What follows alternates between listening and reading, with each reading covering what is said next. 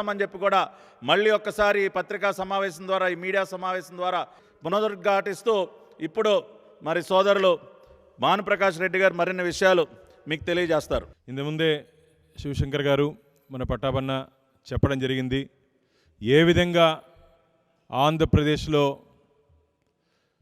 చట్టాలని ఉల్లంఘించి కేంద్ర ప్రభుత్వం చెప్పిందని చెప్పి కేంద్ర ప్రభుత్వం మీద ఒక అసత్య ప్రచారాన్ని ప్రజల్లోకి తీసుకుని వెళ్ళి భారత రాజ్యాంగాన్ని పాటించాల్సినటువంటి బాధ్యతగా ఉన్నటువంటి ముఖ్యమంత్రి జగన్మోహన్ రెడ్డి రాజ్యాంగం ఆంధ్రప్రదేశ్లో పనిచేసే విధంగా అధికారుల ద్వారా వారు పనిచేయించుకుంటున్నారు.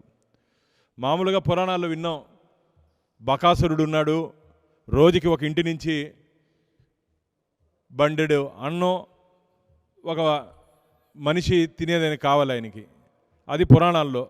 ఈరోజు ఈ కలియుగ బకాసురుడికి ఆకలి తీరట్లే, రోజు భూములు కావాలి ఆయనకి. రోజు ఆంధ్రప్రదేశ్లో అధికార పార్టీ ఆగడాల్ని అణుచుకుంటున్నారు ఆంధ్రప్రదేశ్ ప్రజలు.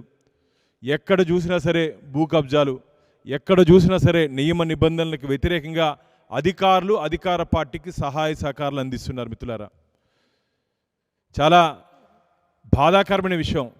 చేసేది తప్పు వీళ్ళు. మేము కేంద్రంలో ప్రభుత్వ ఆదేశాలను పాటిస్తాం, ఒక్క పేపర్ చూపించమని చెప్పండి. నేను ఛాలెంజ్ చేస్తున్నా జగన్మోహన్ రెడ్డిని, ప్రభుత్వాన్ని, భారతీయ జనతా పార్టీ, ఎన్డీఏ కూటమి మేము ఛాలెంజ్ చేస్తున్నాం. కేంద్ర ప్రభుత్వం ఏం చెప్పింది, మీరేం చేశారు, మీరు బహిరంగ చర్చకు సిద్ధమా అని చెప్పి మేము ముఖ్యమంత్రి గారిని, ఆయనట్ట బయట రాడు కాబట్టి సకల శాఖ మంత్రి ఒక అతను ఉన్నాడు, ఎప్పుడు ఏమి వచ్చినా సరే ఆయన ముందు వచ్చి మాట్లాడతారు కదా, ఎవరైనా సరే రమ్మని చెప్పండి, మేము పూర్తి ఆధారాలతో మాట్లాడేదానికి మేము సిద్ధంగా ఉన్నాం, మీరు సిద్ధమా అని చెప్పి ఎన్డీఏ కూటమి అధికార పార్టీని ప్రశ్నిస్తూ ఉంది. మీరు ఇన్ని రోజులు చెప్పారు కదా సిద్ధం సిద్ధం సిద్ధం అని, రండి మాట్లాడుకుందాం. అసలు ఏం చెప్తోంది, చట్టాలు ఏం చెప్తోంది, మీరేం చెప్తున్నారు?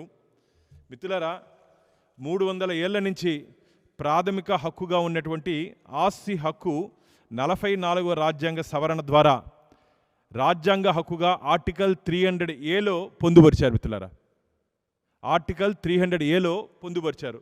ఆస్తి యాజమాన్య హక్కులను రక్షించేందుకు ఆస్తి బదలాయింపు చట్టం, రిజిస్ట్రేషన్ చట్టం, ఇండియన్ స్టాంప్ చట్టం, లిమిటేషన్ చట్టం, ఆంధ్రప్రదేశ్ భూ కేటాయింపు చట్టం, ఇనాం రద్దు చట్టం, పట్టాదార్ పాస్బుక్ చట్టం, సర్వే మరియు హద్దులు చట్టం తదితర రాజ్యాంగబద్ధమైనటువంటి చట్టాలని ప్రజల ఆస్తి హక్కు రక్షణ కోసం ప్రగడ్బందీగా రూపొందించారు. కానీ ఈరోజు ఏం జరుగుతోంది ఆంధ్రప్రదేశ్లో? ఈరోజు ఏం జరుగుతోంది? ఇప్పుడు న్యాయ వ్యవస్థకు ప్రమేయం లేకుండా జగన్ సర్కార్ 2023 అక్టోబర్ 31 తేదీన కొత్త చట్టం తీసుకొని వచ్చింది. జగన్ చట్టం రాజ్యాంగం ఇచ్చినటువంటి ఆస్తి యాజమాన్య హక్కుల్ని అంతగా తెలియని రెవెన్యూ డిపార్ట్మెంట్కి సర్వ హక్కులు సంక్రమింప చేసింది జగన్ ప్రభుత్వం. ఇండియన్ స్టాంప్ చట్టం, సర్వే మరియు హద్దుల చట్టం, ఇందుముందు మనం మాట్లాడుకున్నట్టు ఈ చట్టాలన్నీ పక్కన పెట్టి కొత్త చట్టాన్ని తీసుకొని వచ్చింది జగన్మోహన్ రెడ్డి. దీనివల్ల మొత్తం ఆంధ్రప్రదేశ్ ప్రజలకి నష్టం జరగబోతూ ఉంది. ఇంతకుముందు పట్టాభ గారు అన్నారు, పొరపాటున జగన్మోహన్ రెడ్డి వస్తే అని. వచ్చే అవకాశం లేదు జగన్మోహన్ రెడ్డి. మీరు అధికారంలోకి వచ్చేది కళ, మీరు రారు. కానీ చేసినటువంటి అక్రమాలని ఎట్టి పరిస్థితుల్లోనూ ఎన్డీఏ కూటమి వదిలే ప్రసక్తే లేదు. అధికారులను అడ్డం పెట్టుకొని ఇండియన్, నాకు చాలా బాధగా ఉంది, నాకు ఐఏఎస్ అధికారులైనా ఐపీఎస్ అధికారులైనా చాలా గౌరవం.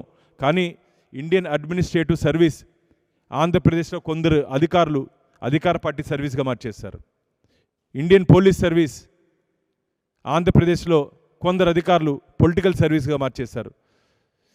వీళ్ళని నమ్మి ఎంతమంది మునిగిపోయారు చూడండి. నిన్న ఒక 2 ఐపీఎస్ అధికారులు, మొన్న ఒక 7 ఐపీఎస్ అధికారులు, అంతకుముందు 4 ఐఏఎస్ అధికారులు, ఇంకా మునిగేదానికి చాలామంది ఉన్నారు. వీళ్ళని ఎవరు కాపాడలేరు. కాబట్టి ప్రభుత్వం చెప్పింది కదా అని చెప్పి మీ ఇష్టానుసారంగా వ్యవహరిస్తే జరగబో పరిణామాలు చాలా తీవ్రంగా ఉంటాయి. శివశంకర్ గారు చెప్పినట్టు ఖచ్చితంగా దీంట్లో చాలా లొసుగులు ఉన్నాయి. ఇప్పటికే రాష్ట్ర వ్యాప్తంగా కొన్ని నెలల పాటు న్యాయస్థానాలు స్తంభింపబోయాయి. న్యాయవాదులందరూ దీని మీద పోరాటం చేశారు. అసలు తప్పు చేసేది రెవెన్యూ డిపార్ట్మెంటు, దాని మీద న్యాయస్థానానికి వెళ్ళేది ప్రజలు. మళ్ళా తప్పు చేసిన వాడి దగ్గరికి నువ్వు పోయి ఎలాంటి సవరించమని అడుగుతావు? అంటే ఉద్దేశపూర్వకంగా మొత్తం భూముల్ని తన కబంధ హస్తాల్లో పెట్టుకోవాలని చెప్పి జగన్మోహన్ రెడ్డి పన్నినటువంటి పన్నాగంగా మేము ఇది భావిస్తున్నాం.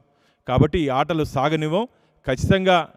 ఖచ్చితంగా ఎన్డీఏ కూటమి మేము అధికారంలోకి రాబోతున్నాం. వచ్చిన వెంటనే ఈ చట్టాన్ని రద్దు చేస్తామని చెప్పి ప్రజలకి భరోసాని హామీని ఎన్డీఏ కూటమి తరపున ఇస్తున్నాం. రాబో ఎన్నికల్లో ఇప్పటికే ఇంటెలిజెన్స్ వర్గాలు కూడా చెప్పడం జరిగింది. ముఖ్యమంత్రికి అందుకే నిద్ర రావట్లే, ఏదంటే అది మాట్లాడుతున్నాడు. ఎన్డీఏ కూటమి ఆంధ్రప్రదేశ్లో అధికారంలోకి రాబోతోంది. కేంద్రంలో భారతీయ జనతా పార్టీ ఎన్డీఏ కూటమి నరేంద్ర మోడీ గారు తిరిగి ప్రధానమంత్రిగా కాబోతున్నారు మిత్రులారా.